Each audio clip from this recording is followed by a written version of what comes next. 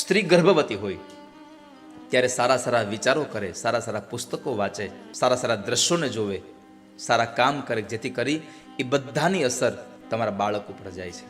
અને અત્યારે કોઈ એમ કહેતું કે બાળક ઉપર અસર ન જાય, તો અત્યારે એક જ દાખલો છે. તમે જુઓ, નાનું બાળક હોય, ઘોડિયામાં પડ્યું હોય, એને ખબર ન હોય મોબાઈલ હું, પણ મોબાઈલ આપી દો એટલે છાનું રહી જાય. કેમ? ઉદરમાં હતું ત્યારે માએ નકરા સ્ક્રોલ જ કર્યા છે. એટલા માટે આ સંસારમાં જ્યારે આ ગર્ભવતી સ્ત્રી છે એને આવી ભગવાનની કથાઓ સંભળાવો, સારા સારા દ્રશ્યો દેખાડો, સારી સારી વાતો કરાવો, સારા સારા ગ્રંથોનું વાંચન કરાવો, એની બધી જ અસર એના બાળક ઉપર જશે. એટલે તો ઝવેરચંદ મેઘાણીને લખવું પડ્યું છે અહીંયા આગળ. એક સ્ત્રીએ એક સાધુને કીધું, બાપજી તમે ભિક્ષાવૃત્તિ માટે આવ્યા છો, મારે એટલું કહેવું છે કે આપણા ધર્મને આટલી હાનિ થાય છે, આ ધર્મને કોણ બચાવશે? એટલે સાધુ કીધું કે સ્ત્રી તું બચાવીશ. અરે બાપજી હું તો સ્ત્રી છું, હું થોડી લડવા જાઉં.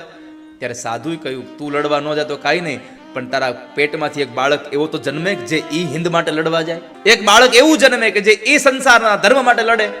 અને પછી એ સ્ત્રીએ પોતાના ઉદરમાં રહેલા બાળકને એવા સંસ્કારો આપ્યા, ઉદરમાં રહેલા બાળકને એવા એવા સંસ્કારો, એવી એવી વાતો સંભળાવી કે જન્મે બાળક પારણ્યમાં હતો તોય એવા એવા સંસ્કારો આપ્યા. અને અંતે એ બાળક આ હિન્દુ ધર્મને રાખનારો માત્ર એક જીજાબાઈનો દીકરો શિવાજી જન્મે છે.